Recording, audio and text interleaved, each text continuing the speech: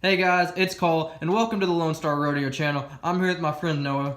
He's a bareback rider, and he's going to teach y'all some tips, tricks, and how to be a little safer, give y'all some advice on how to do bareback riding, and hopefully give y'all some advice on the equipment that he personally uses, and just teach y'all a little bit more about the sport. What's going on, guys? As my man Cole said, I'm Noah Spivey. I rodeo at North Texas High School Rodeo Association and Region 3. I ride bareback courses, I steer wrestle. So yeah, like he said, we're just gonna go through my equipment and maybe you'll learn something that you didn't know before. So I guess we'll start from the feet up. So these are my riding boots. Nothing like super special, they're just kind of normal boots.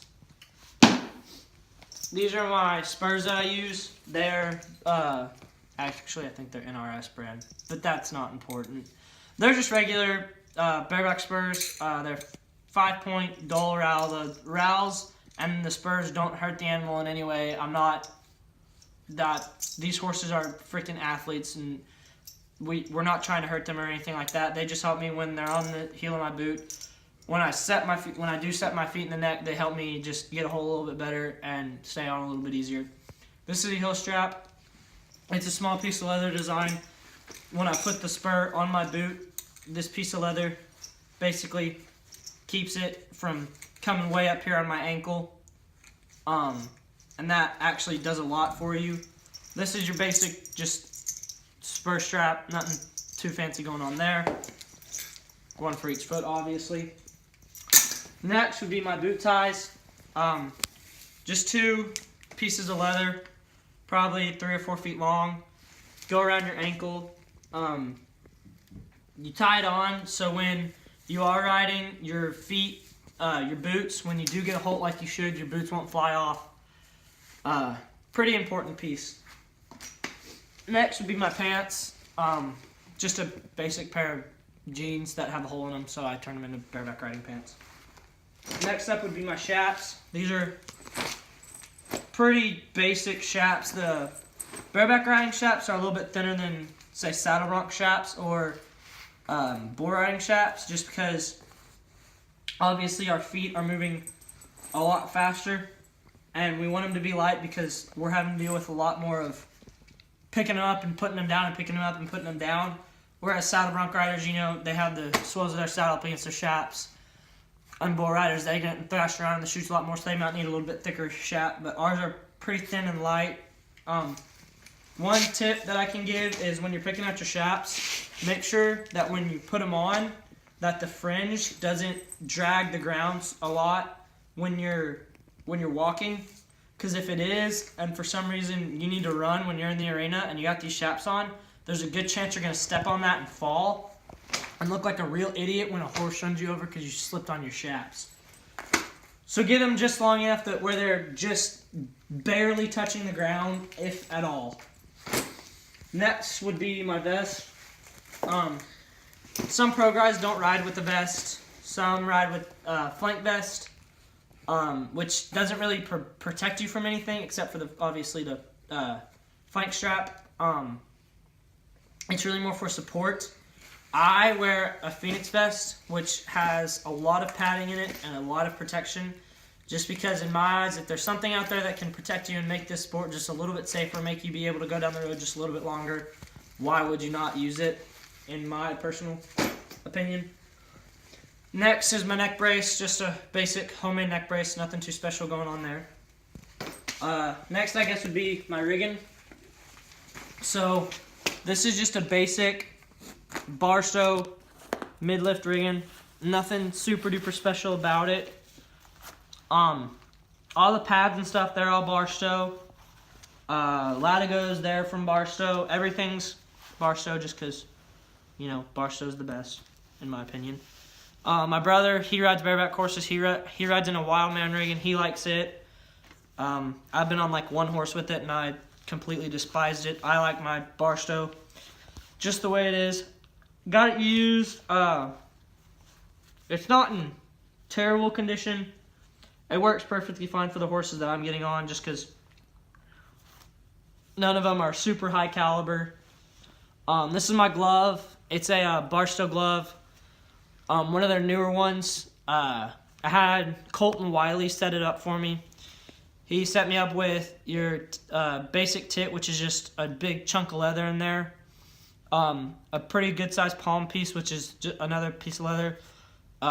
Put some leather in here for padding and some leather in the back just to make the glove a little bit thicker. These cuts and stuff in it, that's just to help you can squeeze your hand a little bit better because these gloves are kind of thick. So it does make it kind of difficult to squeeze your hand.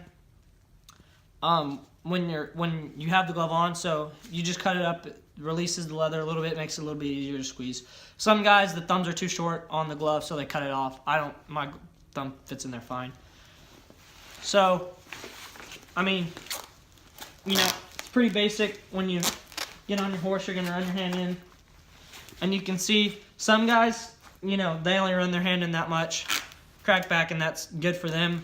I put my hand all the way in, just because I feel like that's how it was designed, so why not do something to the design?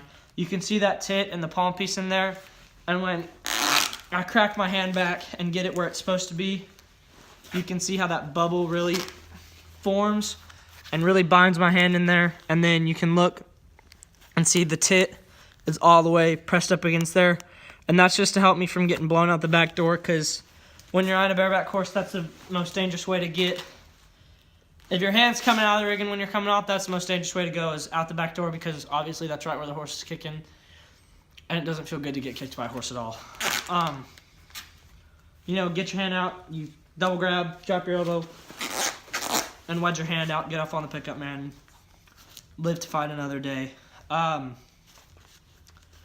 Latigo sizes and all that. For the horses that I'm getting on, they're not super big, but they're also not, ponies. They're probably average size horses, so my Latigos are 8 foot. I know guys that ride 7 foot Latigos. I know guys that ride 10 foot. My brother rides 10 foot Latigos. He's getting on a little bit better, a little bit bigger horses than me. So he needs that extra length to be able to get, all the wraps that he needs when he's riding. So that's basically it about the rigging. Riggings don't hurt horses either. Y'all probably have been to a rodeo and seen a guy pull his rigging and seen how tight it is. That's what this pad is for. This pad is probably, if not the most important thing on your rigging besides the actual handle. This pad protects the horse from, it's a thick, really cushioned pad that protects your horse from the bars in your rigging and just the overall pressure that your rigging applies on the horse.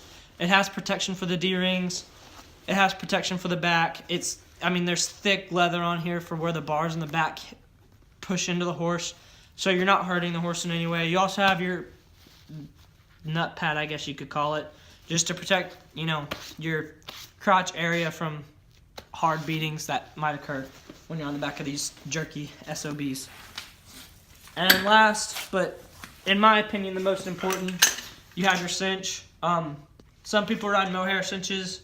Some people ride regular nylon cinches. I ride a quick release cinch, and some people don't like them because they say that you can, kick them open and stuff when you double grab. I've never seen that happen. I've never done it. Never heard of anyone doing it.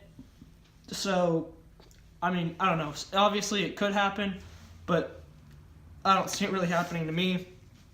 Obviously, it's a nylon cinch, and this kind of goes in the same category as the vest for me, whereas if there's something out there that can make this sport just a little bit safer, why wouldn't you do it?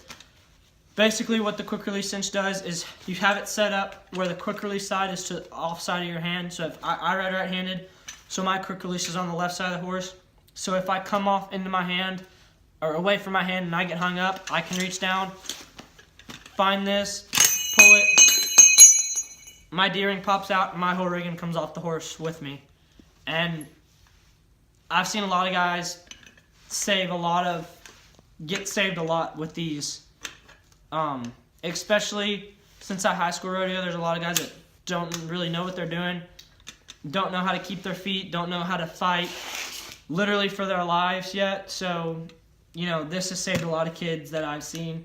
So just a good investment. This is Barstow. Barstow makes these. I'm sure there's other companies out there that make them, but I don't know. I've only seen Barstow's. So that is all my bareback equipment and gear. Something else that's a good idea. Baby powder. Baby powder your latigos. It helps with pulling a lot. Makes pulling your latigos on your horse a lot easier. Probably wouldn't be able to pull them without it. Tools. Have a basic tool kit. These are just, I can fix anything on my rigging with this because all of my things are these bolts. So this right here I can do anything I need to do on my rigging. Pair of pliers, in case you need in case a heel strap breaks or something, you need to bring some wire so you can fix it. You can wire up your shafts, all kinds of stuff. I carry on an extra neck brace in case, like at Region 3, we get on 2 horses a day. So in case my first one breaks, I have another one because I don't want to get whiplash. Razor blade for if I need to cut tape or cut something off my rigging, or if I need it.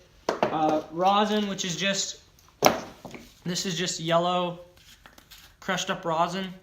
You put it in between.